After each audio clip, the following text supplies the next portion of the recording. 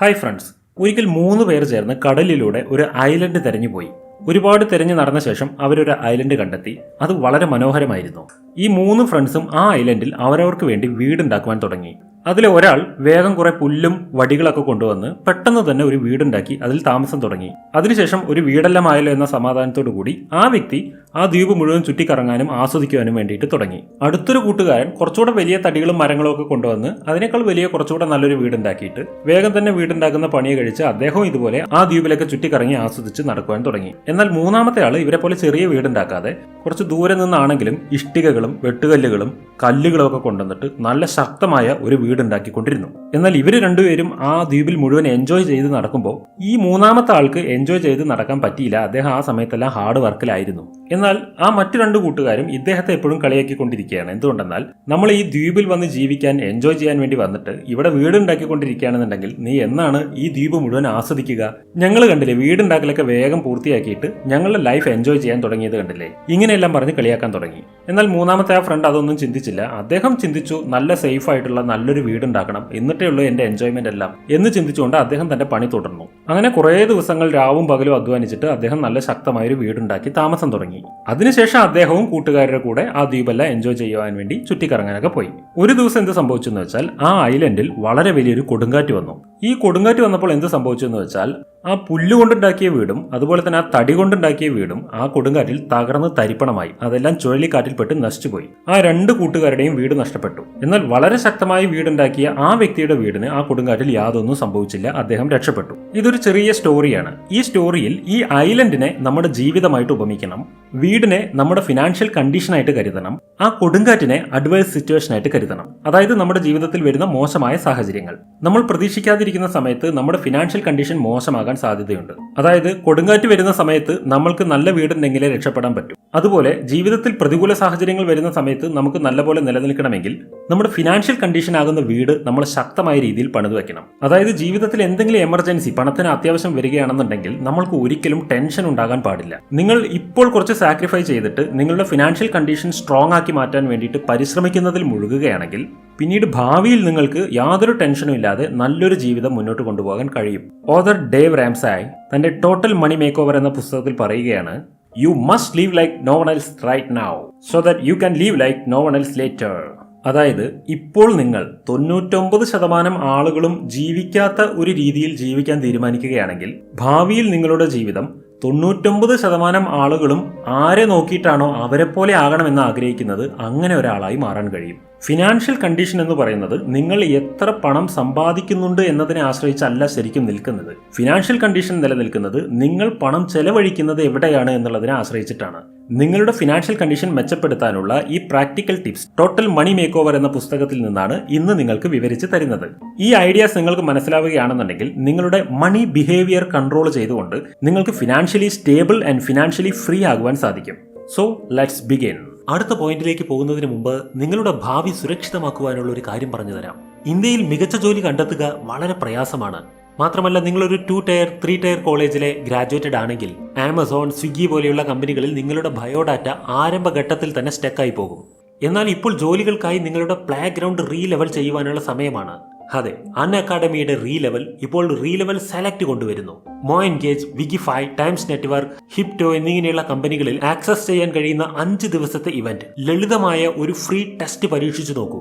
മാത്രമല്ല ടോപ്പ് സ്കോറർമാർക്ക് ദിവസേന 30,000 രൂപ വിലമതിക്കുന്ന സമ്മാനങ്ങളുമുണ്ട്. കൂടാതെ ടോപ്പർമാർക്ക് ഈ ഗുഡികൾക്കൊപ്പം മാക്ബുക്ക്, ഐഫോൺ 13, iWatch എന്നിവയും ലഭിക്കും.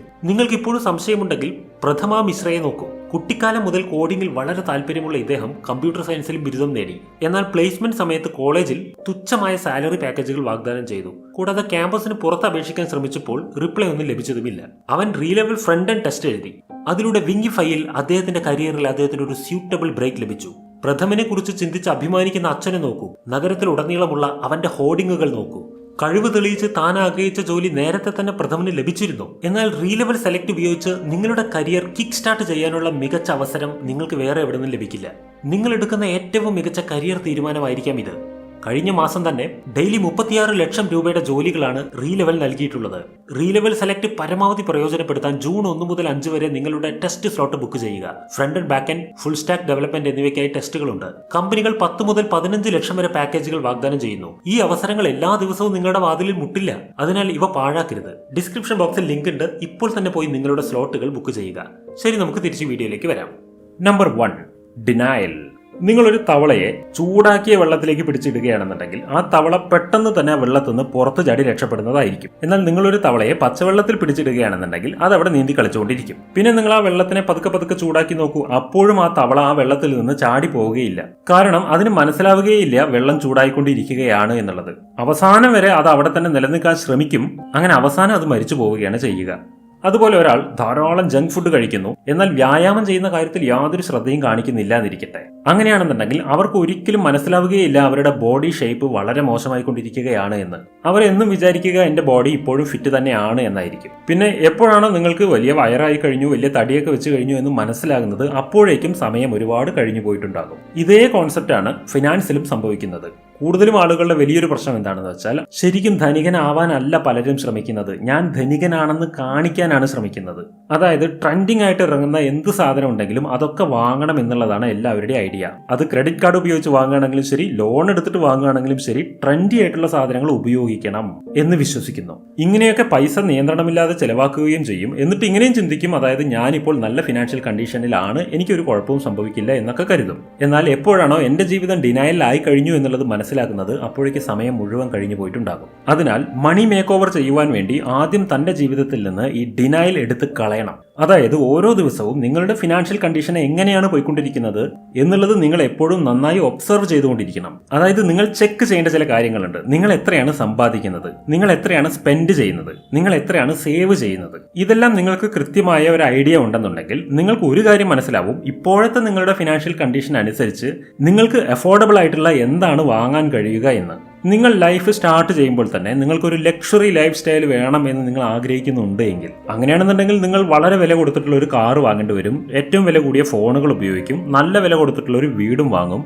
അതിന്റെ ഒപ്പം തന്നെ എന്ത് സംഭവിക്കും, നിങ്ങളുടെ ക്രെഡിറ്റ് കാർഡിന്റെ ലിമിറ്റ് എക്സ്റ്റെൻഡ് ആയി കഴിയും. നിങ്ങളുടെ വരുമാനത്തിന്റെ വലിയൊരു ഭാഗം നിങ്ങൾക്ക് EMI അടയ്ക്കേണ്ടതായിട്ട് വരും. നിങ്ങൾ ഇങ്ങനെ ജീവിച്ചുകൊണ്ടിരിക്കുകയാണെന്നുണ്ടെങ്കിൽ അതിനിടയിൽ നിങ്ങളുടെ ലൈഫിൽ പണത്തിന് വളരെ ആവശ്യം വരുന്ന ഒരു എമർജൻസി കേസ് എന്തെങ്കിലും ഉണ്ടായാൽ നിങ്ങളുടെ അവസ്ഥ എന്തായിരിക്കും, നിങ്ങൾക്കത് ഇമാജിനേഷൻ ചെയ്യാൻ പോലും കഴിയില്ല.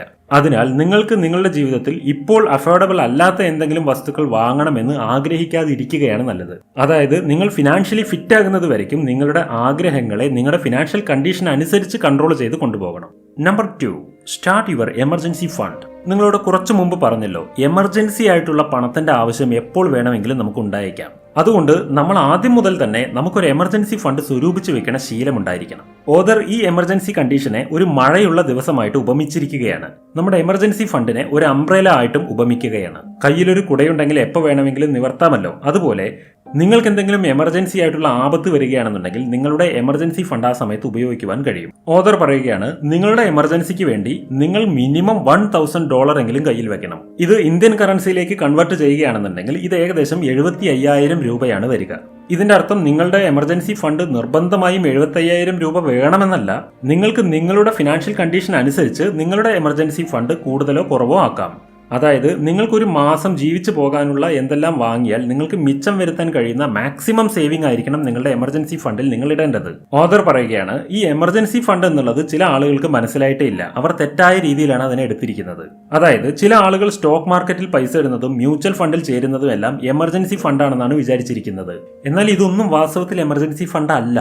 എമർജൻസി ഫണ്ട് എന്നാൽ നിങ്ങൾക്ക് യാതൊരു തരത്തിലുള്ള ബുദ്ധിമുട്ടും ഇല്ലാതെ എപ്പോൾ വേണമെങ്കിലും എടുത്ത് ഉപയോഗിക്കാവുന്ന രീതിയിൽ വെച്ചിരിക്കുന്ന ഫണ്ടാണ്. പിന്നെ പ്രത്യേകം ശ്രദ്ധിക്കേണ്ട ഒരു കാര്യം, നിങ്ങൾ ഇങ്ങനെ സേവ് ചെയ്ത് വെക്കുന്ന പൈസ നിങ്ങൾ ഒരിക്കലും എടുത്ത് അനാവശ്യ കാര്യങ്ങൾക്ക് ചെലവാക്കരുത്. ഈ ധനം നിങ്ങൾ ഉപയോഗിക്കേണ്ടത് ഏറ്റവും കൂടുതൽ എമർജൻസി വരുന്ന സമയത്ത് മാത്രമായിരിക്കണം. നമ്മുടെ ഓദറിനോടൊപ്പം സ്കൂളിൽ പഠിച്ചൊരു ഫ്രണ്ട് ഉണ്ടായിരുന്നു. അദ്ദേഹം തന്റെ വീട്ടിലെ ഒരു ഫോട്ടോ ഫ്രെയിമിന്റെ ഉള്ളിൽ കറൻസികളാക്കി മാറ്റിയിട്ടാണ് എമർജൻസി ഫണ്ട് സേവ് ചെയ്ത് വെച്ചിരുന്നത്.